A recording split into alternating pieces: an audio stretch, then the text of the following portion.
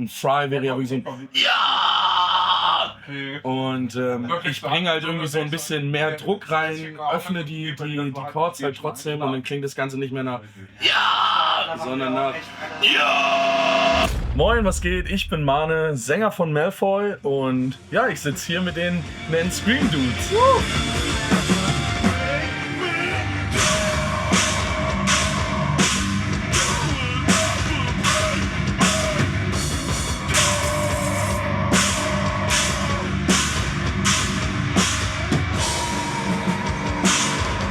Ja, man, voll geil, dass du dir Zeit genommen hast. Du hast riesen Performance gerade abgeliefert.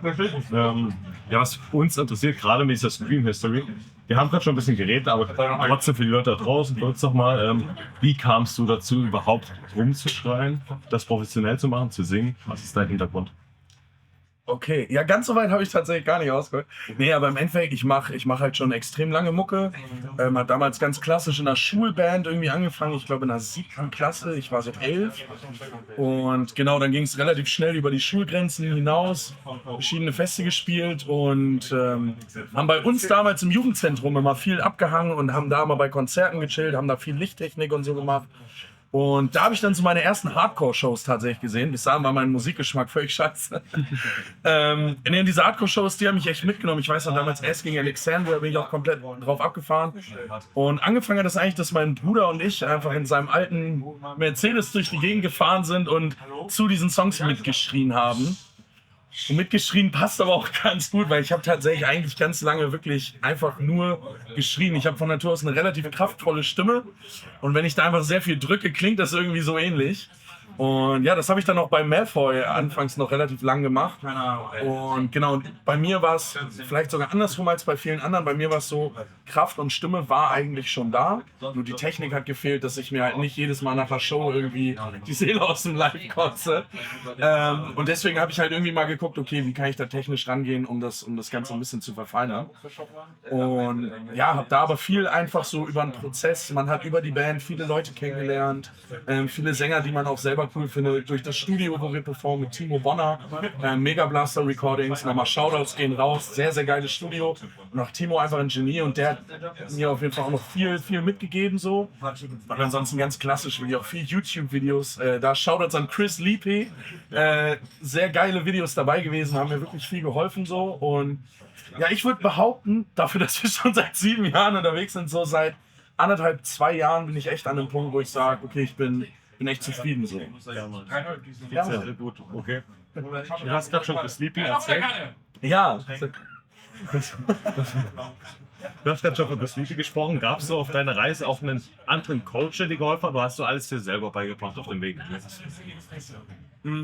Also so einen richtigen Coach, es gab halt immer mal wieder so Art Coaches oder Mentoren, also ganz angefangen bei meinem Vater. Also mein Vater ist selber Mucker, hat in den 80ern angefangen in den ersten Bands zu spielen, ist halt selber Sänger. Und deswegen, ich habe eigentlich schon immer gesungen, so, seitdem ich mich erinnern kann. Natürlich auch viel mit meinem Vater dann. Dann weiß ich ja noch von der Schulband, mein Musiklehrer tatsächlich. Also wir waren in der Schulband AG, ich hatte Wahlpflichtkurs Musik und so auch im Musikunterricht war immer super geil. Wir durften immer aus dem Unterricht fernbleiben, haben immer unseren Muckelkram gemacht, durften auf jeder Veranstaltung spielen, haben dafür immer eine einzelne Musik gekriegt. Nee, und von dem habe ich wirklich extrem viel mitgenommen. Auch so musikalische Bildung überhaupt, mich viel mit Musik auseinanderzusetzen. Musiktheorie nicht ganz so viel. Nee, genau, aber der war auch immer geil, weil er sagte auch immer, ey, jeder kann singen. Der war mal das perfekte Beispiel, der hatte halt echt keine schöne Stimme, aber der konnte halt jeden Ton treffen. So. Und das war halt immer so zu zeigen, ey, die Stimme ist am Ende auch nur ein Muskel, den man trainieren muss und irgendwann sitzt es halt. Bei dem anderen schneller, bei dem anderen dauert es ein bisschen. Im Endeffekt kann das jeder. Ja, und dann, wie gesagt, halt Timo Bonner, so, der war auf jeden Fall auch viel, oder auch bis heute eigentlich noch, was Songwriting angeht, was Melodien angeht, was Arten angeht. Ja, doch, ist da schon viel zusammengekommen. Okay.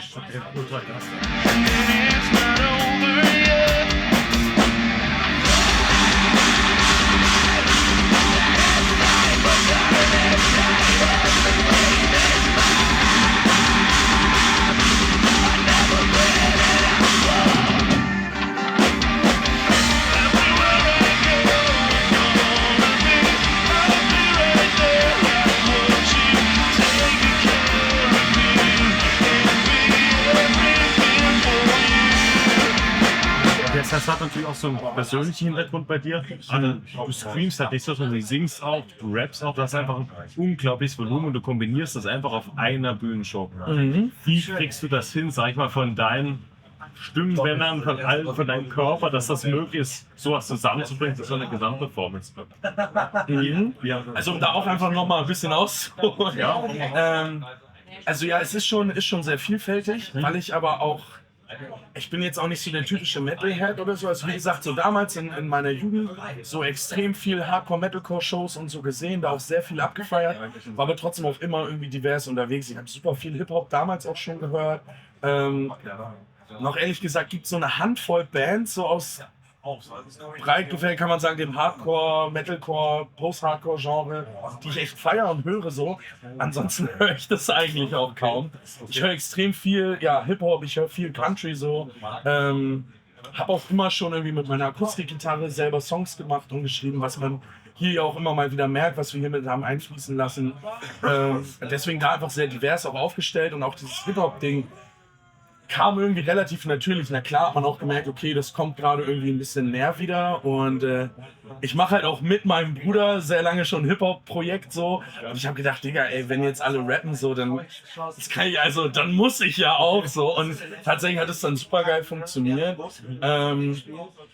Gab aber auch wirklich, um auf die Ursprungsfrage zurückzukommen, gab auch wirklich Shows, da hat das nicht so gut funktioniert.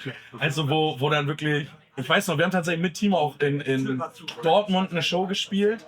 Das war die erste Show, die wir mit Our Mirage gespielt haben. Total aufgeregt gewesen. War natürlich voll das Ding und ich glaube, nach dem dritten Song war meine Stimme weg. So, dann haben wir einen Akustik-Song gespielt, es kam einfach nichts raus. Haben in Ricola gelutscht, dann ging es auch wieder. Aber da hast du echt gemerkt, so lufttechnisch. Und das waren auch so die Momente, wo ich gemerkt habe, okay, wenn ich wirklich so viel Luft reingeben will, so viel Verschiedenes machen will und ich ja auch tatsächlich als einziger Vocalist so auf der Bühne bin. Lars fängt jetzt langsam mit an, um eben auch mal ab und zu Parts zu übernehmen. Ich werde auch wirklich super viele Songs haben, wo echt so keine Sekunde ist, wo du mal durchatmen kannst.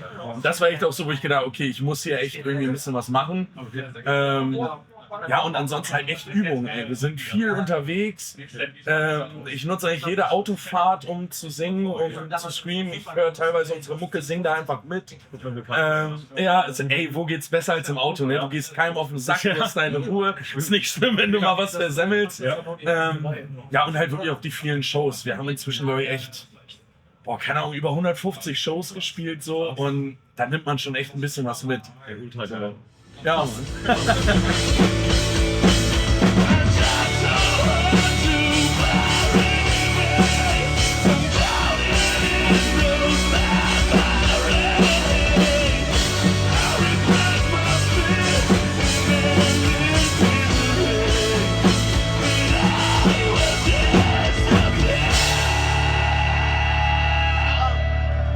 Jetzt hast du einfach eine Riesenerfahrung schon. Und gerade auch im Vergleich zu uns, im Vergleich zu den Leuten, die uns folgen auch, hast du einen ganz anderen, also du hast einfach eine Basis, auf die du dich berufen kannst.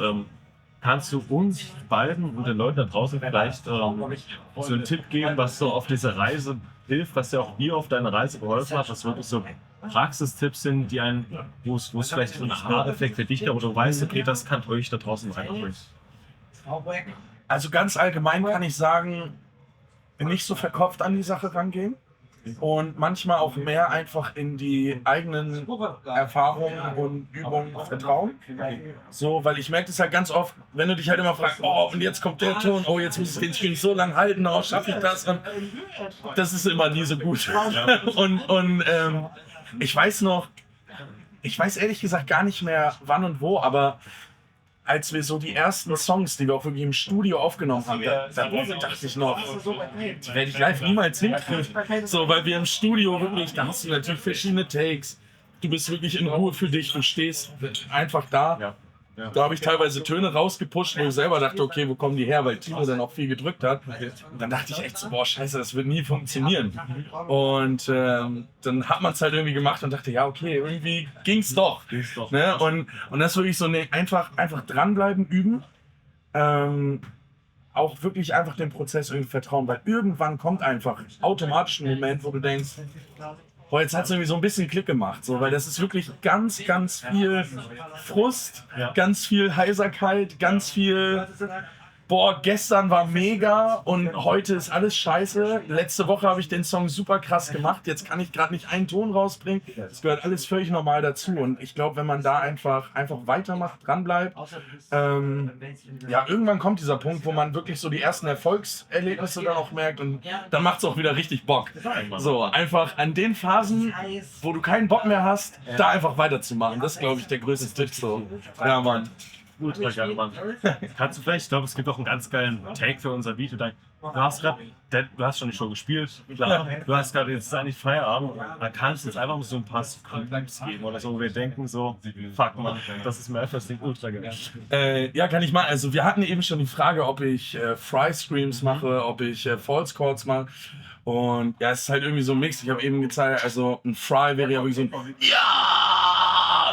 Und ich bringe halt irgendwie so ein bisschen mehr Druck rein, öffne die Chords halt trotzdem und dann klingt das Ganze nicht mehr nach Ja! Sondern nach Ja! Oder die Tiefen, die ihr so schön fandet. This is your decay! Das ist im Endeffekt nichts anderes als This is your decay! Und das Ganze einfach wirklich, wie du gesagt hast, mit dem Zwerchfell oder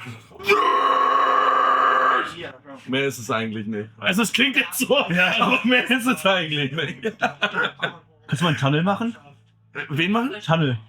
Mit Zunge quasi übergestehen, so einer. Boah, nee, ich glaube, das kann ich nicht, ey. Also solche Spiele, auch so Pick-Squeals und so, das ist so gar nicht meins, ey. Was ist so der längste Stream, den du machen kannst? So mit Fry Screams ist wahrscheinlich der längste, der möglich ist. Ja, Fry geht schon. Also, es ist lustig, wir haben jetzt einen Song aufgenommen.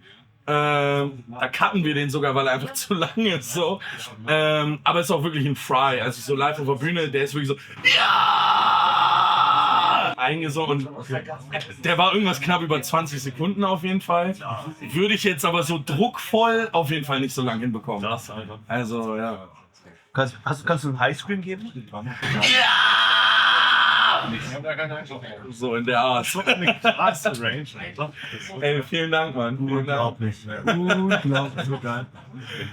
Tipps an uns hast du gegeben. Ist vielleicht noch, keine Ahnung, am Ende wollen wir einfach euch nochmal die Chance geben, ein bisschen zu promoten. Was steht bei euch als nächstes an? Wo kann man euch finden, dass ihr nochmal kurz ein bisschen Push rausgibt.